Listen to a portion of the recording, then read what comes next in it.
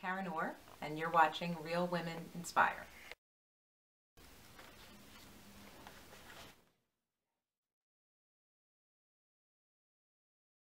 I am a fashion illustrator, bridal illustrator, children's illustrator, artist.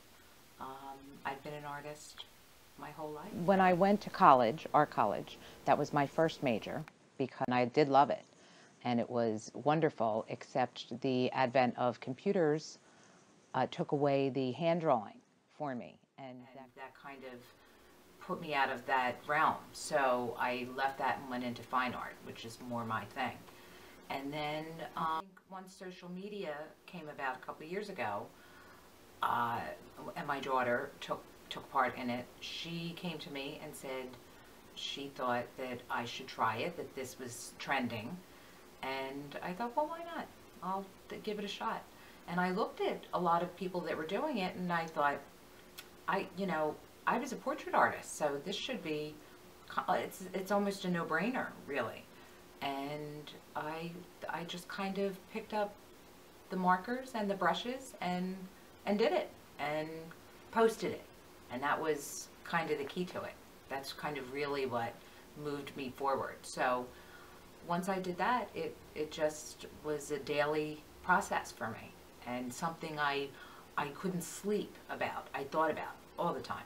So I was constantly planning who I was going to do, who was I going to illustrate that day. So it really kind of took over. My father was just a high school teacher. My mother didn't work. My mother raised us. So there was not a lot of money to be had. We kind of had to resource what we could. And to tell you the truth, the art in correlation to, how, not that we were poor, but we were simple. We made things, we made presents, we did all that kind of stuff. So a lot of the artwork I did was with crayons because that was the only access I had to art supplies. So, when I started fashion illustration when I was, I don't know, maybe 11, 12 years old, that's what I would draw with, crayons. And I would do it on lined paper because that's all we had at the house. And, my parents didn't have the money to go to these art stores and buy the paper. And, I did go to Catholic school, and a lot of the kids that I went to school with were from pretty well-off means.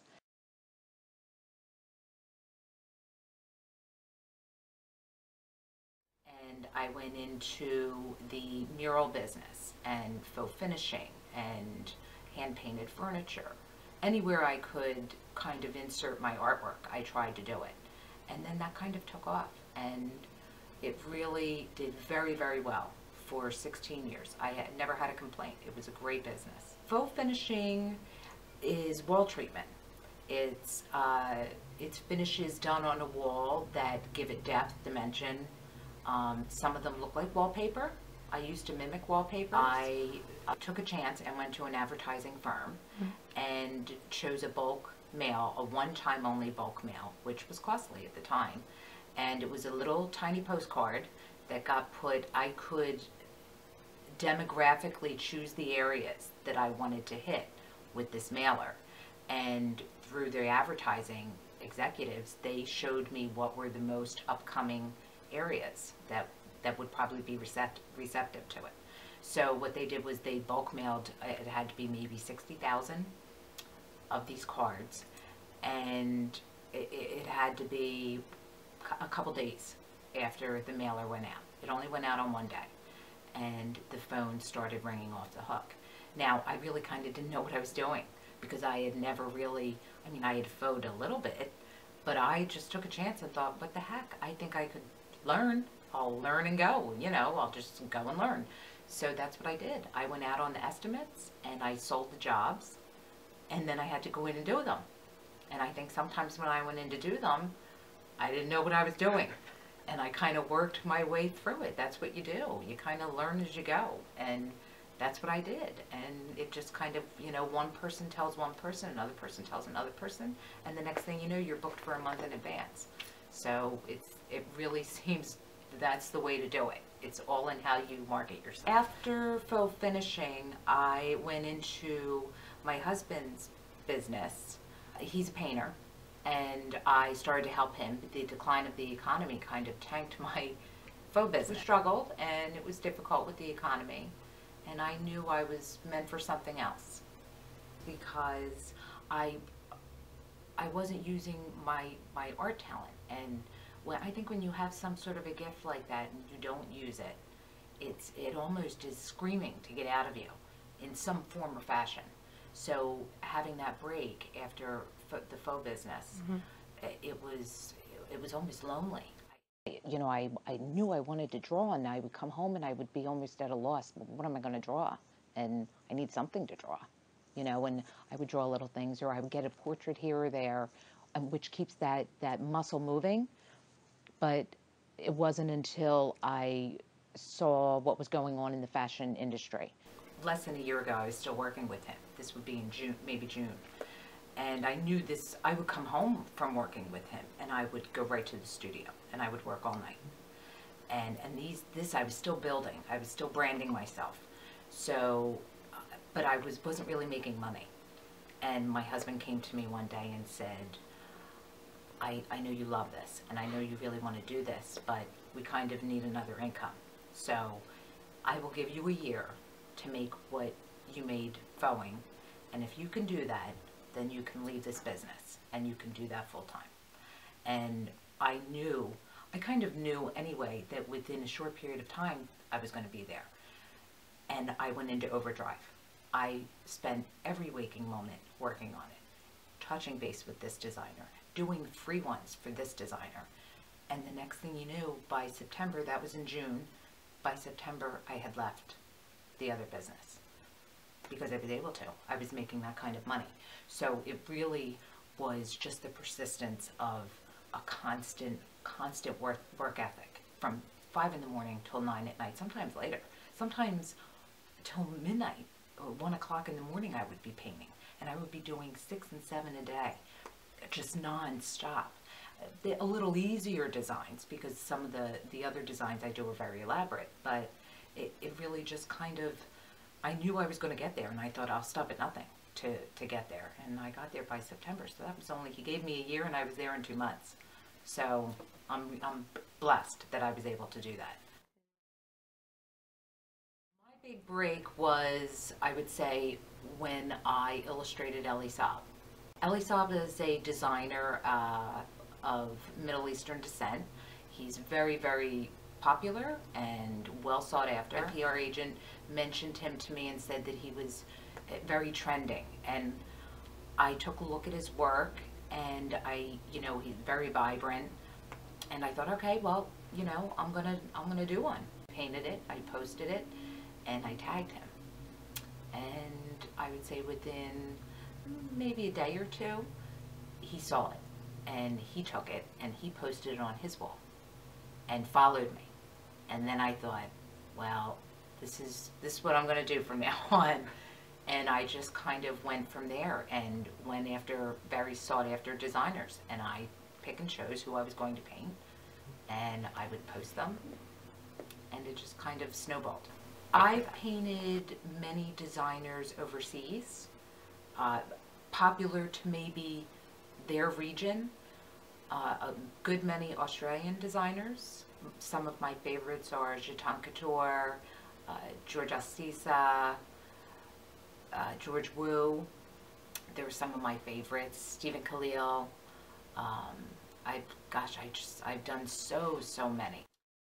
Yes, I've done many. Candice Swapinell for Victoria's Secret. I've done Paris Hilton. I've done Beyonce for Michael Costello. Yeah, many. Many. I can't think of them all right now, but so many. Yes. Spent an unusual amount of time working on this business, and it's because I love it. I think if I didn't love it, that I wouldn't do this. I wouldn't stay in my studio from 5 a.m. till 9 p.m. I wouldn't be connecting with people on the daily basis that I do. So I really see this going somewhere, and I sort of have a vision of where it will be, and I believe that my goal will be attained, and it'll be attained quickly, because I'm devoted to it and I'm driven. I'm just a very driven person. So, and I usually stop at nothing until I get there, and I don't take no for an answer. So I'll push through any wall to get where I need to be. And that's kind of how I do things. I know it's kind of like I'm kind of like a bull in a china shop in that way. I just roll through it. I connected with a PR person. She became a very dear friend, actually. Her name's Sarah Kelly. She's out of Philadelphia, SAC Public Relations. And she, because she had such knowledge of marketing and advertising, and she's youthful, that she had her finger on that pulse, maybe more so than I did, because I'm a little bit older. My kind of generation is a little ahead. So what she did was she turned me in the right direction.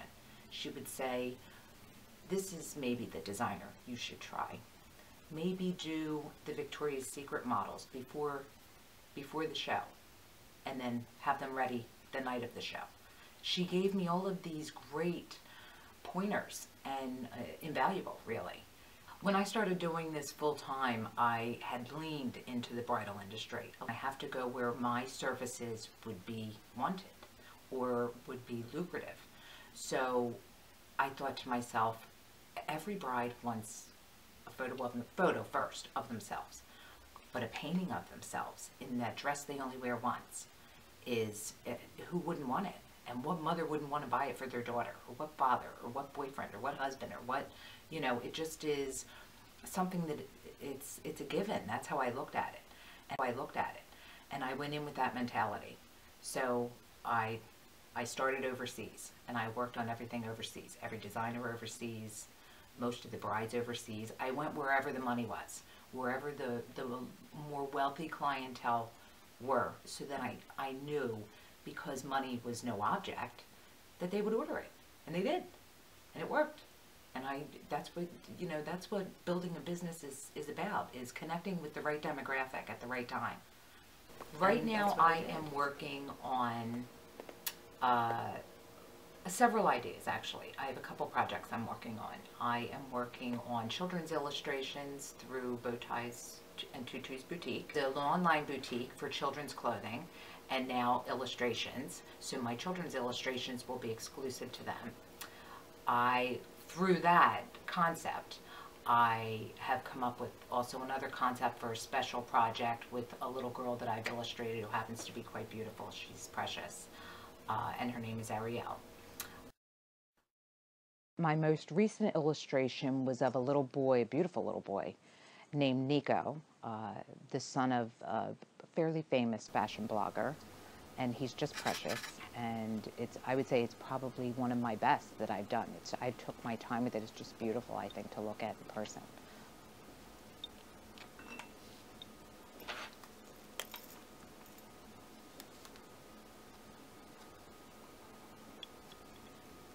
I see myself a couple years from now more popular overseas, hoping to be as popular here as I am overseas, but I want to be the best, and I want to be the best at what I do.